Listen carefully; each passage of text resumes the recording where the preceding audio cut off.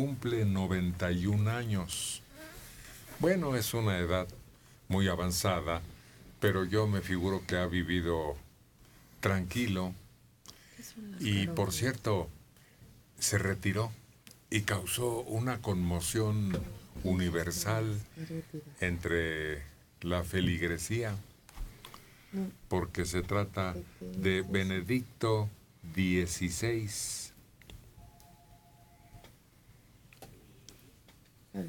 el Papa número 265 de la Iglesia Católica, jefe de Estado de la Ciudad del Vaticano. Resultó electo el 19 de abril de 2005, tras el fallecimiento de Juan Pablo II. El 28 de febrero de 2013 se retiró y asumió el título de Papa Emérito con la intención de dedicarse a la oración y el retiro. Él mismo anunció el 11 de febrero de 2013 esta situación excepcional en la historia del papado. El sumo pontífice, dimisionario, más próximo que Gregorio XII, fue en 1415. Y pues ahora sigue ahí como Papa Emérito. Creo que hasta se ha recuperado. Creo que sí. Pues es que la chamba del Papa debe ser muy dura. De ahí viene la palabra cónclave, con llave, porque en algún tiempo nadie quería ser Papa de los cardenales, les daba mucho miedo hacerse papas, y entonces los metían en un cuarto y los cerraban en cónclave, los cerraban con llave y no los dejaban salir hasta que no nombraban a un Papa. Uh-huh. Pero este Papa en especial tuvo una falta de ángel, de simpatía con la gente, con sus feligreses, porque su misma expresión natural como que no le ayudaba mucho a congraciarse con la gente. Faltó esa química para que pudiera tener... Y aparte también muchas de las declaraciones que hacía cuando ponía en cuestión si existía, que era el purgatorio o el limbo, ¿no? Es que si había el limbo, que si había diferentes ahora sí que lugares relacionados con la religión, como que ponían cosas en cuestión que también lo hacían alejarse más de la gente. Pero cualquiera podría interpretar lo que dices, Liliana Marina, como que era feo. Y no es que fuera feo, no, sino feo. Que su expresión era... Oscar. Uh-huh. Sí.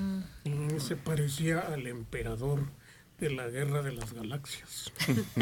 En serio, sacaban las fotos de los dos. Sí, su gesto era pues duro, como de villano, uh-huh. No con la característica del papado, que ves un gesto angelical. Afable. Bueno, lo que pasa es que era ojeroso. Entonces la gente cuando tiene ojeras se ve así un poquito. ¿Se acuerdan que se parecía a Góngora Pimentel, al ministro de la corte, al ministro presidente? Sí, yo sí lo vi, eran iguales, no se parecían, parecían clonados. No, pero es que después de Juan Pablo, que tuvo un carisma absoluto en todo el mundo, pues cualquiera hubiera quedado en segundo plano. No, pero tenía cara trágica en el gesto. Sí. Y además estaba muy encorvado. Sí. Lo que daba todavía más características trágicas. Sí, el problema ya de Juan Pablo II es que estaba muy deteriorado al final. Sí. Ese era aquel hombre fuerte, juvenil, que llegó en 1979, pues ya no quedaba nada. En el papado también existe una política, una corriente o varias de mucha fuerza. Entonces, Cuando eligen a este hombre, creen que por su imagen va a ser fácilmente manejable. Y al ver ese acoso y esa situación, al entenderla, yo creo que era muy inteligente. Dijo, no, ahí está su arpa, ya no toco. Sí, es que también existe ese tipo de política, de a quién favoreces, qué grupos, qué mafias, si podemos decirlo, porque es en Italia, aunque sea el Vaticano, están imperando. Bueno, es que Benedicto era el poder tras el trono de Juan Pablo II. Era quien dictaba muchos aspectos de la política internacional del Papa, era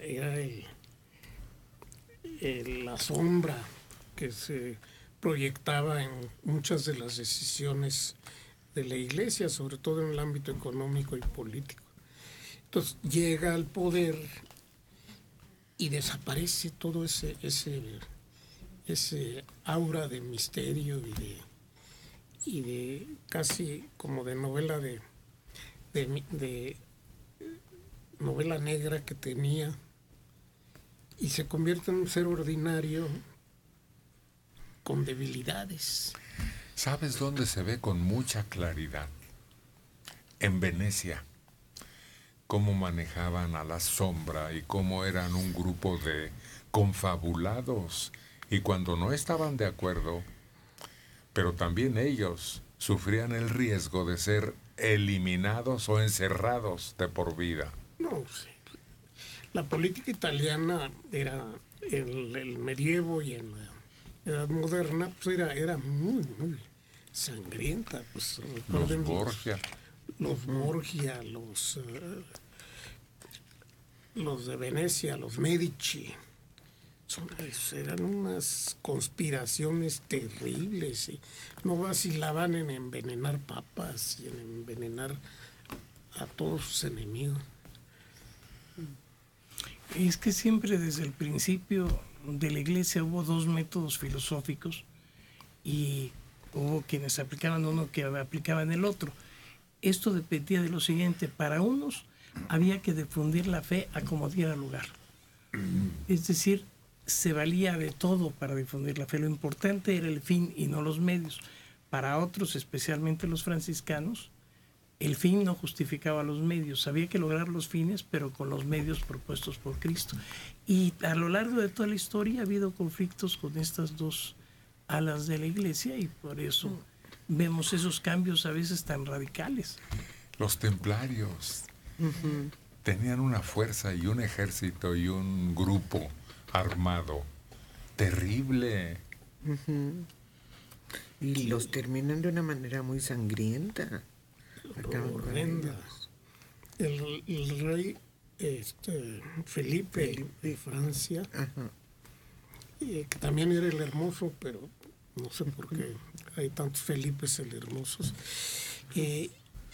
junto con el Papa, se apoderan de su castillo, de los templarios, y agarran a de Molay, Guy de Molay, que era el dirigente de los templarios, y lo queman.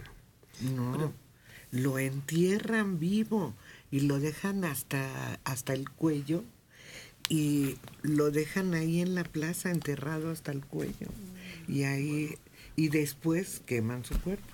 Como sea, él maldice a los tres participantes, al rey de Francia, al Papa y no me acuerdo quién. Era Jacques de Molay, ¿verdad? Se llamaba de Molay. Y primero agarran a los templarios y a esos sí los queman. Y los queman precisamente un viernes 13. Y de ahí viene la superstición de que los viernes 13 son de mala suerte. Pero hay que tomar en cuenta que el objetivo era quitarles primero el poder que habían alcanzado y luego la fortuna que habían amasado. Era la secta más rica. Así es, y era armada. Si no los agarran de sorpresa, pues hubieran puesto resistencia. Y capaz que derribaban al rey de Francia.